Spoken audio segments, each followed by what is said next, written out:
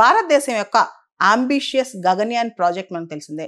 2027లో మానవులతో కూడిన మానవ సహిత గగన్యాన్ ప్రాజెక్ట్ అంటే స్పేస్లోకి ఫస్ట్ టైం ఇండియన్ ఆస్ట్రోనాట్స్ని ఇండియన్ సాయిల్ నుంచి పంపించే ప్రయత్నమే గగన్యాన్ అన్నమాట. దీనికి సంబంధించి గగన్యాన్ ప్రాజెక్ట్ అంటే మానవులను పంపించే ముందు, ఇండియన్ ఆస్ట్రోనాట్స్ని పంపించే ముందుగా అన్క్రూడ్ టెస్ట్ ఫ్లైట్స్ పంపిస్తారనమాట. దానికి సంబంధించి ఈ సంవత్సరం చివరిలో డిసెంబర్ 2025లో గగన్యాన్ G1 ఇది మొట్టమొదటి అన్క్రూడ్ టెస్ట్ ఫ్లైట్ అనమాట.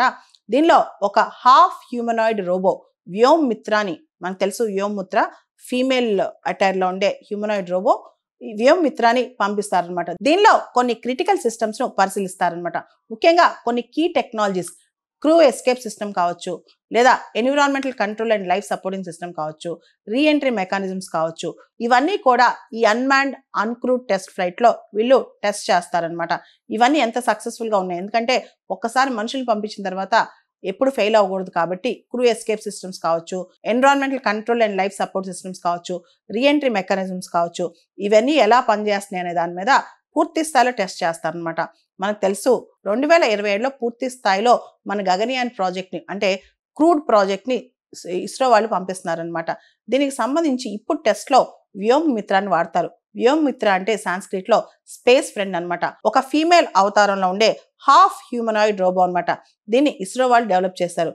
అచ్చంగా హ్యూమన్ ఇంటర్ఫేస్ లాగా స్పేస్కి వెళ్ళి రెస్పాన్స్ ఇచ్చే ఫంక్షన్స్ కూడా ఇది చేయగలదు అనమాట. ముఖ్యంగా వ్యోమ్మిత్ర యొక్క ఫంక్షనల్ కేపబిలిటీస్ కనుక మనం చూస్తే స్పేస్ పారామీటర్స్ని మానిటర్ చేయటం, కంట్రోల్ ప్యానెల్స్ని చూసుకోవటం, ఎన్విరాన్మెంటల్ కండిషన్స్ ఆన్ బోర్డులో ఎలా ఉన్నాయో చూసుకోవటం, దాంతోపాటు గ్రౌండ్ కంట్రోలర్స్తో ఇంగ్లీష్లో హిందీలో కమ్యూనికేట్ చేయగలటం, లైఫ్ సపోర్ట్ సిస్టమ్ అలర్ట్స్ని హ్యాండిల్ చేయటం, ఆపరేషన్స్ని హ్యాండిల్ చేయటం, ఇవన్నీ ఉంటాయి అనమాట.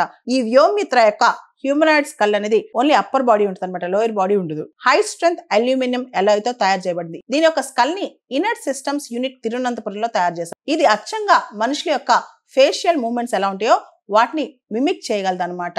అండ్ లాంచ్ వైబ్రేషన్స్ కూడా ఈ స్కల్ తట్టుకోగలదు అనమాట. అంత స్ట్రాంగ్ గా ఈ హ్యూమనాయిడ్ రోబోని తయారు చేశారు.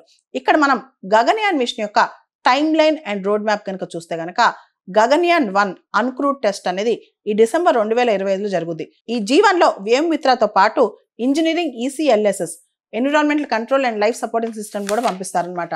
తర్వాత G2 గగన్యాన్ 2లో కూడా అన్క్రూడ్ టెస్ట్, దీనిలో కూడా వ్యోమ్మిత్రాన్ని పంపిస్తారు. ప్రెషరైజ్డ్ మాడ్యూల్ అనమాట. ఇది నెక్స్ట్ ఇయర్ అనమాట 2026లో.